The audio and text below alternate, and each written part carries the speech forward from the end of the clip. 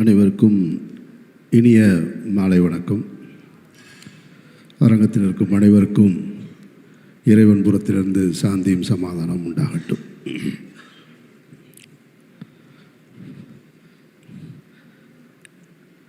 எல்லாரும் ரொம்ப பிரமாதமாக ரொம்ப நெகிழ்ச்சியாக பேசிட்டு போயிருக்காங்க. எனக்கு சொல்கிறதுக்கு என்ன இருக்குன்னு யோசிச்சுட்ருக்கேன்.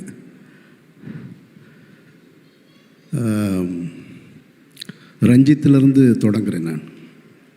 ஆமாம்,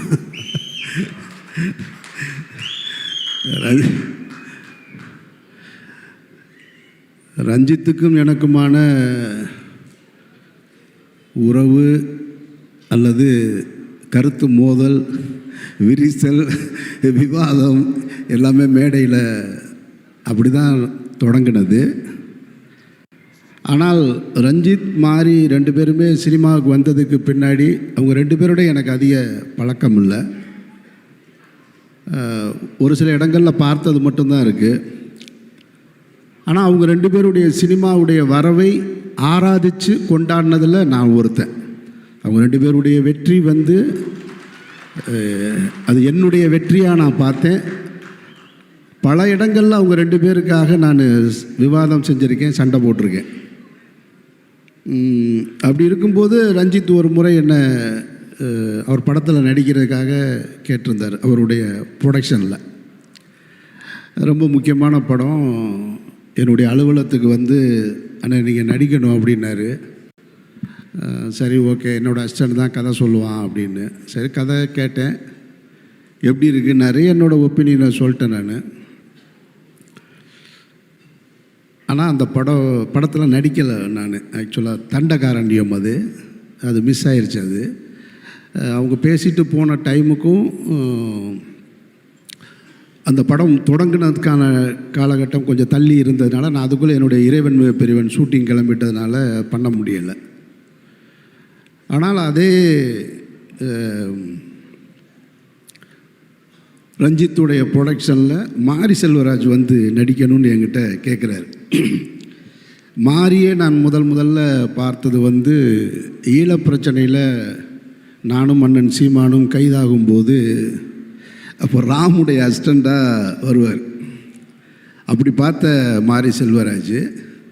அந்த மாரி செல்வராஜ் அதுக்கு பின்னாடி பரியேறும் பெருமாளில் பார்க்குறேன். பரியேறும் பெருமாளுடைய அந்த முதல் படத்திலேயே தன்னை யார் அப்படின்றத ரொம்ப அழுத்தம் திருத்தமாக சொன்ன ஒரு இயக்குனர். அவருக்காக ஒரு சின்ன விழா கூட எடுத்தோம். நான், இயக்குனர் பாரதி ராஜா சார், வெற்றிமாறன் எல்லாருமே சேர்ந்து. அந்த மாதிரி செல்வராஜ் இப்போ என்னை நடிக்கணும்னு கேட்குறாரு. ரஞ்சித் அண்ணன் தான் ப்ரொடியூசரு, நீங்கள் நடிக்கிறீங்களான்னு. நான் டைரக்டராக இருந்து நடிக்க வந்தாலும் எனக்கு விருப்பமான அல்லது என் மனதுக்கு நெருக்கமான ஏதாவது இருந்தால் தான் நடிக்கிறது. நடித்தே ஆகணும் அப்படின்ற எந்த கட்டாயத்திலையும் நான் இல்லை. அதனால் மாரி கேட்கும்போது எனக்கு அந்த நம்பிக்கை இருந்தது. ஏன்னா மாரி போன்ற ஒரு இயக்குனர்கள் தமிழ் சினிமாவுக்கு அவசியம்னு அடிக்கடி நான் சொல்லிக்கிட்டே இருக்கேன். நான் இருந்துக்கிட்டே இருக்கும். மாரியும் சரி, ரஞ்சித்தும் சரி, 1000 எதிர்ப்புகள் வந்தாலும் உங்கள் படைப்புகளை நீங்கள் தொடர்ந்து செஞ்சுக்கிட்டே இருக்கணும். அதுக்கு என்னை போன்றவர்கள் உறுதுணையாக இருப்போம், பக்கத்திலே இருப்போம். அது எவன் வந்தாலும் பார்க்கலாம். சண்டை செய்கிறோம், அதில் ஒன்றும் மாற்று கருத்தே கிடையாது. இப்போ மாறி கேட்கணும் கதை சொன்னார். கதை சொன்ன உடனே அவர் ஒரு கதை சொன்னார். சொல்லிவிட்டு இது நீங்கள் பண்ணால் நல்லாயிருக்கும் சார்னார். சரியாக வருமா மாறின்னு? சரியாக வரும் சார், பண்ணுங்கள் சார்னார். சரி, ஓகே, பண்ணலாம் மாதிரி அப்படின்ட்டு. அப்புறம் போயிட்டு திருப்பி ஒரு 2-3 வாரம் கழித்து வந்தார். 2-3 வாரம் கழித்து சார், நான் சொன்னேன், ரஞ்சித் அண்ணன்ட்ட பேசினேன், அப்புறம் பார்த்தேன், அது அப்படி இருந்தால் நல்லா இருக்குமாடா, இன்னும் கொஞ்சம் அதை மாற்றுடான்னு சொன்னார் அப்படின்னு. திருப்பி வந்தார். திருப்பி எதையோ மாற்றிருக்கேன் அப்படின்னு சொன்னார். நானும் அப்போ அப்படியா சரின்னு கேட்டுக்கிட்டேன். அவர் முதல்ல என்ன சொன்னாருன்றது என் மைண்டில் இல்லை, ரெண்டாவது என்ன சொன்னாருன்றது என் மைண்டில் இல்லை. நான் நடிக்கணும்னு முடிவு எடுத்துட்டேன். இப்போ வெற்றிமாறன் கேட்ட உடனே எப்படி நடிக்கணும்னு ஒத்துக்கிட்டேனோ அதுபோல் மாறி கேட்ட உடனே நடிக்கணும்னு நான் ஒத்துக்கிட்டேன். அவ்வளோதான். அது என் மைண்டில் ஏறிடுச்சு. அவர் என்ன சொல்கிறாரு சொல்லலைன்றதெல்லாம் அப்புறமா அந்த படப்பிடிப்பு தொடங்கும்போது சில பிரச்சனைகளில் அப்போ நான் இல்லை. அப்புறம் படப்பிடிப்பு ஸ்டார்ட் ஆயிடுச்சு. திரும்ப ரொம்ப நாள் கழிச்சு ஒரு தடவை ஃபோன் பண்ணுறாரு. சார், என்ன சார் போகலாமா சார் அப்படின்னாரு. என்ன மாதிரி விளாட்றீங்களா நீங்கன்னு? நீங்கள் எப்போ ஜனவரி பிப்ரவரியில் கேட்டீங்க, இப்போ திடீர்னு வந்துடுங்க, நீங்கள் ஷூட்டிங் போயிட்டீங்கன்னு கேள்விப்பட்டேன். சார் இல்லை சார், அது அப்படியே தான் இருக்குது, நீங்கள் தான் வரணும், நீங்கள் தான் நடிக்கணும் அப்படின்னாரு. சரி மாதிரி வர்றேன் மாதிரி அப்படின்னு. அப்படி தான் மாதிரி கூட இந்த படத்தில் நான் ஜாயின்ட் ஆகிட்டேன்.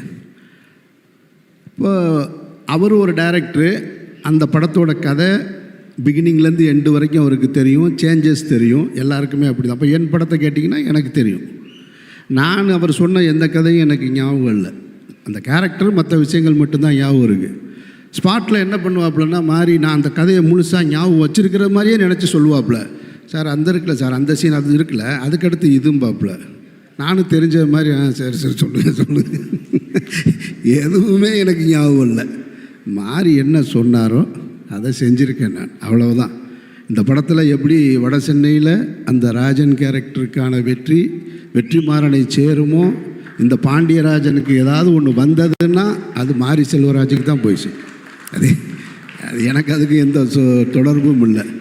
மாரியும் ரஞ்சித்தும் என் மேலே வச்சிருக்கிற அன்புக்கு நான் நன்றி ரொம்ப. ஏன்னா மாரி நான் எப்போ எமோஷனலாக ஆகிற ஆள் கிடையாது, நான் ரொம்ப ஸ்ட்ராங்கான ஒரு ஆள். மாதிரி அதை சொல்லும்போது அவர் எதிர்பார்த்ததை விட கூடுதலாக அந்த கேரக்டர் பண்ணியிருக்கேன், நான் பண்ணியிருக்கேன்னாரு. அது அவர் தான் அதை வாங்கியிருக்காரு. அதனால் மாரிக்கு தான் அந்த கிரெடிட் போய் சேரணும்.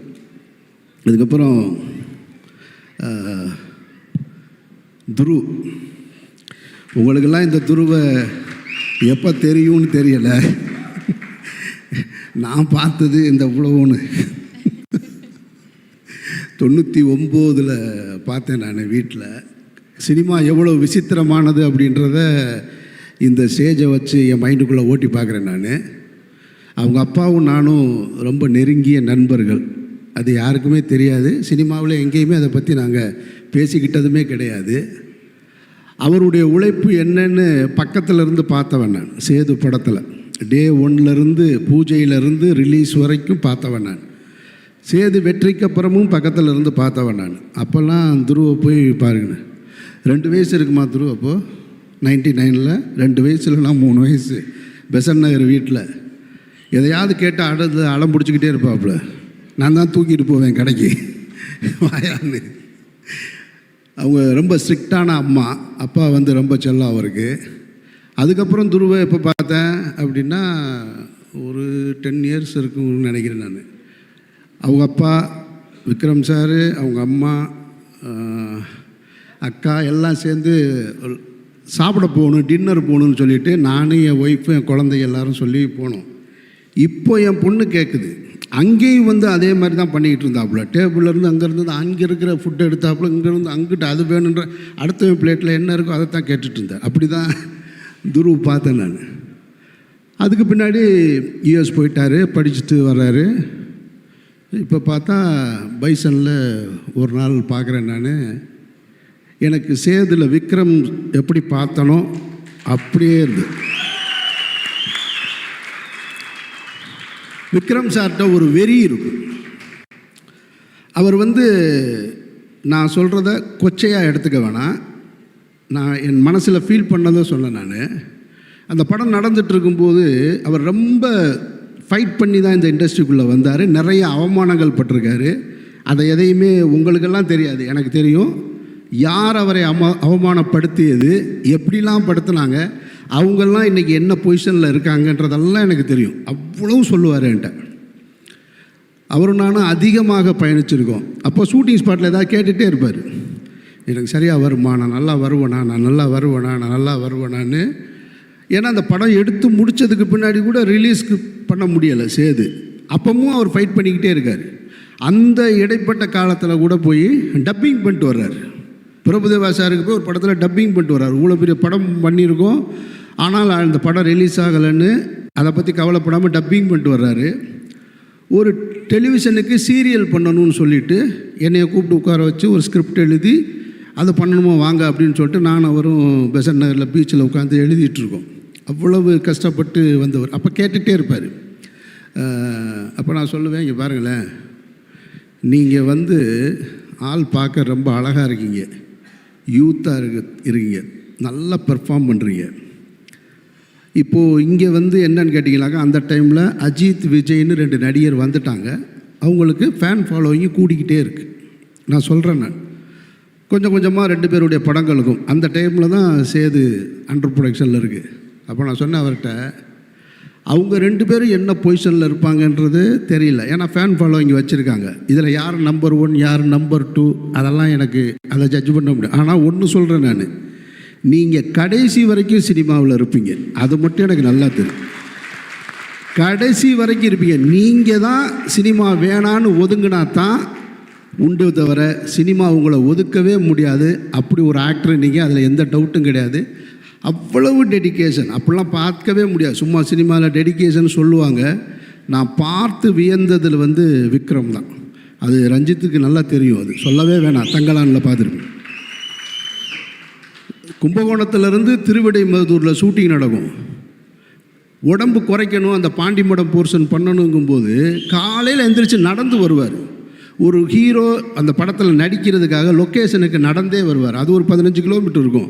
காலையில் நட, திருப்பி வரும்போது நட, 15 கிலோமீட்டர். அப்படியே இப்படி ஆயிட்டாப்புல பாண்டிமடம் போர்ஷன்.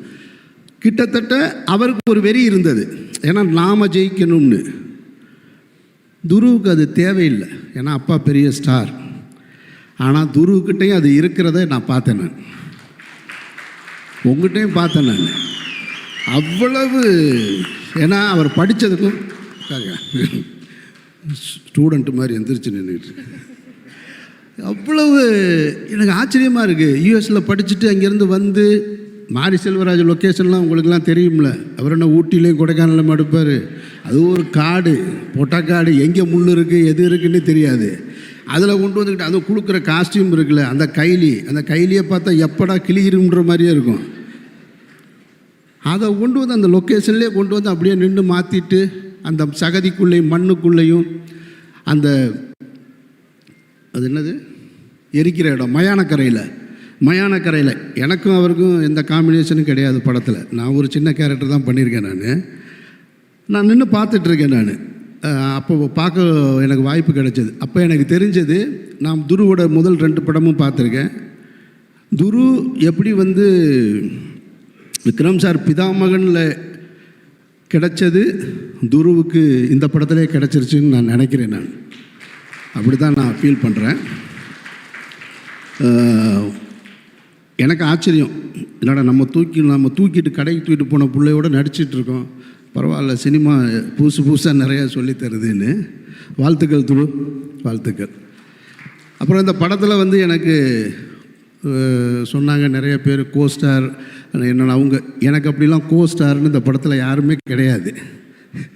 எங்குழுந்து அவங்க ரெஜிசா சொல்லும்போது சொன்னாங்க, எனக்கு அருமையான நண்பர் கிடச்சிட்டாங்க அனுபமா கூட தான் ஒரே ஒரு சீன் இருக்குது. எனக்கு ஒரு சீன், அவங்களோட அந்த பொண்ணு அவங்க வந்து அவங்களோட மலையாள படம்லாம் பார்த்துருக்கேன் நான். இப்போ கூட ஒரு படம் ட்ரெய்லர் வந்திருக்கு, செம்மையாக ரொம்ப அழகாக ஸ்டைலிஷாக. ஆனால் இந்த படத்தில் பார்த்தீங்கன்னா, உட்காருங்க ப்ளீஸ், இந்த படத்தில் பார்த்தீங்கன்னா வேறு ஒரு டைமென்ஷன். அதில் என்னென்னா அப்படின்னா நம்மளை ஒரு மாதிரி அரட்டிடுச்சு. அப்படி பண்ணிகிட்டு இருக்கும்போதே டக்குன்னு அப்படி கண்ணிலேருந்து கண்ணீர் வருது. என்னடா இந்த பொண்ணு கிளிசரின் போட்டு அழுகுதா, கிளிசரின் போடாமல் அழுகுதான்னா பிரமாதப்படுத்திடுச்சு. நான் ஒரு டைலாக் பேசணும், என் டைலாக் முடிஞ்சதுக்கப்புறம் அவங்க இது பண்ணணும். டைலாக்கே இல்லை, அந்த பர்ஃபார்மன்ஸ்லேயே ரியாக்ஷன், அதுக்கான பதிலை சொல்லி முடிச்சுட்டாங்க. ரொம்ப நான் ரசித்தேன் உண்மையிலே, அன்றைக்கி நான் ரசித்து பார்த்தேன். வாழ்த்துக்கள் அதெல்லாம் அவ்வளவு இது. ஆனால் இவங்களெல்லாம் ஷூட்டிங் ஸ்பாட்டில் பார்க்குற வாய்ப்பு மட்டும் எனக்கு கிடைச்சது, காம்பினேஷன் கிடையாது. ஷூட்டிங் ஸ்பாட்டில் பார்த்தேன், ரெஜிசா பார்த்தேன், பசுபதி சார் பார்த்தேன். பசுபதி சாருக்கும் எனக்கும் ஒரு உறவு இருக்குது, அது அவருக்கும் தெரியாது, நானும் சொன்னதில்லை. அது என்ன உறவுன்னா, பருத்தி வீரன் படத்தை நான் பொதுவாக என்னுடைய திரைப்படங்களுக்கான கதையை எழுதும்போது இதில் யார் நடிக்கிறா அப்படின்லாம் எழுதுகிற பழக்கம் இல்லை. அது ஒரு கேரக்டர் அப்படி தான். ஆனால் சித்தப்பு கேரக்டரை எழுதும் பொழுது சித்தப்புவை மட்டும் ஹீரோ யாருன்னு நான் முடிவு பண்ணல. சித்தப்பு கேரக்டரை எழுதும்போது மட்டும் இது பசுபதின்னு சொல்லிக்கிட்டே இருந்தேன் மைண்டில். அப்படி எழுதின கேரக்டர் தான் சித்தப்பு கேரக்டரு. அந்த டைமில் அவர் என்னால் ரீச் பண்ண முடியலை. அப்புறம் தான் அதை வந்து சரவணன் சார் வச்சு நான் எடுத்தேன். நான் லால் சாருடைய படங்களுக்கு நான் ரசிகன். நான் உங்கள் ரசிகன் சார், உங்களுக்கு தெரியாது அது. உங்களுடைய திரைப்படங்களுக்கு ரசிகன், உங்களுடைய நடிப்புக்கு ரசிகன் நான். உங்களுக்கும் எனக்கும் காம்பினேஷன் சீன் இல்லை, அதனால் உங்களையும் எனக்கு பார்க்குறதுக்கான வாய்ப்பு கிடைக்கல. ஆமாம், எனக்கு என்னென்னா இப்போ என்னோடய கோ ஆர்டிஸ்ட்லாம் யாரும் தெரியுங்களா? அவங்கெல்லாம் மேடையில் கூப்பிடல, பூரா அந்த 5 கொலை பண்ணவங்க, 4 கொலை பண்ணவங்க, இவங்க தான் என் கோ ஆர்டிஸ்ட்டு. இவங்களோடையே தான் நான் அந்த படத்தில் அதிகமாக இருந்திருக்கேன். அப்புறம் மற்றபடி இந்த கம்பெனியை பற்றி சொல்லணும். அப்ளாஸ், நானும் ப்ரொடியூசராக இருந்திருக்கேன், டைரக்டராக இருந்திருக்கேன். நானும் வேறு படங்களை நடிச்சிருக்கேன் வேறு கம்பெனியில். ஒரு கம்பெனி எப்படி இருக்கணும் அப்படின்றதுக்கு நான் பார்த்த பெஸ்ட்டு எக்ஸாம்பிள் அப்ளாஸ் அப்படின்னு நினைக்கிறேன். அந்த டீமோட ஒர்க்கு, அவங்க ஆர்டிஸ்ட்டை அப்ரோச் பண்ணுறது, அவங்க ஒவ்வொரு ஷெட்யூல் போடுறது, ஒரு ப்ரோக்ராமை எப்படி நடத்தணுன்றது, உண்மையிலே வந்து தமிழ் சினிமாவில் இப்படி ஒரு கம்பெனி எனக்கு தெரிஞ்சு நான் பார்க்கல. நிறைய இருக்கலாம், எனக்கு தெரியலை. எனக்கு தெரிஞ்ச அப்ளாஸ் இருக்குது. வாழ்த்துக்கள் உங்களுக்கு. இதே மாதிரி நீங்கள் தொடர்ச்சியாக இருங்க. அப்புறம் மாரியுடைய படங்கள், அவருடைய பேச்சு, அவருடைய சினிமா எல்லாம் எல்லாருக்குமே தெரியும், நான் சொல்ல வேண்டியதில்லை. ரொம்ப சீரியஸாகவே இருக்கும். ஆனால் எனக்கு ஒரு ஆச்சரியம், மாரிக்குள்ளே வந்து ஒரு ஹீரோ, ஒரு ஒரு ஒரு ரொமான்ஸ் இருக்கான்னு ரெஜிஸா சொல்லும்போது தான் எனக்கு தெரியுது. அவங்க தண்ணிக்குள்ளே விழுந்தாங்கன்ன உடனே கூலிங் கிளாஸோட கூச்சிருக்காரு அப்படின்னு. ஏன்னா அவங்களுக்கு நீச்சல் தெரியாது, எனக்கும் தெரியாது. இப்போ ஒருவேளை எனக்கு அந்த சீன் இருந்துச்சுன்னு வச்சுங்க, நான் விழுந்துருந்தேன்னு வச்சுங்க, டே அசிஸ்டண்ட்டை கூப்பிட்டு அவன் என்ன ஆச்சுன்னு பாடுறான், ரொம்ப நேரம் ஆச்சு உள்ளே போய். ஆனால் உண்மையிலே இது வரைக்கும் தமிழ் சினிமாவில் எம்ஜிஆர் கூட செய்யாதது கூலிங் கிளாஸோட குதிச்சது நீ ஒரு ஆள். அவர் கூட போகும்போது எல்லா படத்துலையும் பார்த்துருக்கோம், கண்ணாடியை கலட்டிட்டு தான் குதிப்பாங்க. நீங்கள் ஒரு படி மேலே போயிட்டீங்க. ஆமாம், ஷூவோட வாட்செலாம் கலட்டி கொடுப்பாங்க சண்டை போடும்போது, நீங்கள் அதுக்கு மேலேயும் போயிட்டீங்க. அதுதான் சொன்னாங்க, சரி பெஸ்ட்டு ஃப்ரெண்டுன்னு. வாழ்த்துக்கள் 2 பேருக்கும். அப்புறம் இந்த தம்பி கேமராமேன் எழிலரசன் தானே, அருமையான ஒர்க்கா, பிரமாதப்படுத்திட்டு. நான் ஸ்பாட்டில் பார்த்து ரொம்ப அட்மையர் ஆனேன். ரொம்ப ரொம்ப பிடிச்சது எனக்கு உங்களுடைய ஒர்க்கு. அப்புறம் இந்த நிவாஸ் மியூசிக் டைரக்டர் எங்கே இருக்காப்புல நிவாஸ், எனக்கு ஒரு நிமிஷம் வந்து துருவுக்கு போட்டியாக நீ வந்துடுவியோன்ற அந்த அச்சம் இருந்து. என்ன டான்ஸே அது, என்ன பர்ஃபார்மன்ஸு ஸ்டேஜில். மாறி இப்படி பார்க்குறாப்புல, அடுத்த படம் இவனே போட்டுருவோமா நம்ம ஹீரோவா அப்படின்னு எனக்கே தோணுச்சு. ஏன்னா இப்படி ஒரு எனர்ஜி எங்கேருந்து வரும்? அத்தனை பாட்டை எப்படி மனப்பாடம் பண்ணி அதை பாட முடியும்? அது அந்த மூடோட, அதில் டான்ஸ் வேறு இடையில ஒரு இடத்துல மைக்கேல் ஜாக்சன் ஸ்டெப்பெல்லாம் போகிறாப்புல, அப்படி ஜம்ப் பண்ணி போகிறாப்புல. இவ்வளவு எனர்ஜிலாம் யாருக்கிட்டையுமே இருக்க வாய்ப்பில்லை. நான் எழுதி தர்றேன், நீ கண்டிப்பாக ஹீரோவாக போகிறீங்க, அதில் எந்த மாற்று கருத்தும் கிடையாது. அதனால் இந்த பைசன் வந்து படம் பார்க்கக்கூடிய வாய்ப்பும் எனக்கு கிடைச்சது. மாரியுடைய மற்ற படங்களை விட இங்கே ஏற்கனவே அவங்க சொன்னது மாதிரி இந்த படம் வந்து ரொம்ப இன்னொரு டைமென்ஷனாகவும் இருக்குது. கிராமங்கள்லேயே அந்த கேமராவை வச்சு அந்த கிராமத்து மனிதர்களை வச்சு எடுத்துக்கிட்டு இருந்த மாதிரி ஒரு ஸ்டெப்பு மேலே போய் இன்னொரு டைமென்ஷன் இருக்குது. அந்த ஸ்போர்ட்ஸு சம்மந்தமான படமாக இருக்கிறதுனால நான் பார்த்தேன். ஏன்னா அந்த இடத்துல கொஞ்சம் தடுமாற்றம் இருக்கும் எல்லாருக்கும். அதை உடைக்கிறது இருக்குல்ல, அந்த உடைக்கிறத சரியாக உடைச்சிருக்காரு. பாரதி ராஜா சாருக்கு இந்த பிரச்சனை இருந்ததுன்னு சொல்லுவாங்க. அவருடைய முதல் 3 படங்கள் கிராமத்து படங்களாக இருந்தது. வெற்றி படங்கள், தொடர் வெற்றி படங்கள். 16 வயதிலே கிழக்கே பூமுறையில் புதிய வார்ப்புகள்லாம் வெற்றி ஆன உடனே இந்த ஆளுக்கு கிராமத்து படம் தான் எடுக்க தெரியும், வேறு எதுவும் எடுக்க தெரியாதவனே வச்சார். ஒரு ஆப்பு சிகப்பு ரோஜாக்கள்னு ஒரு படம், எல்லாத்தையும் தாண்டி ஒரு ஹிட்டு. அது மாதிரி இன்னொரு இடத்துக்கு மாறி நகண்டிருக்காப்புல. மாறி அந்த விஷுவல்ஸும் நான் பார்த்தேன். வாழ்த்துக்கள் மாறி, வாழ்த்துக்கள். மற்ற யாரையும் விட்டுட்டேன்னா, யார் அனீஸ், அந்த தம்பி போயிட்டான். அவனை எனக்கு அடையாளம் தெரியல, யாகியா பாயுடைய பேரன். அவன் சொன்ன மாதிரி சின்ன பையனாக தான் நான் பார்த்துருக்கேன் நான். வாழ்த்துக்கள். மாறி உங்களுடைய திரைப்பயணத்தில் பைசன் இன்னும் ஒரு மகுடமாக இருக்க என்னுடைய நெஞ்சார்ந்த வாழ்த்துக்கள். நன்றி. தேங்க்யூ.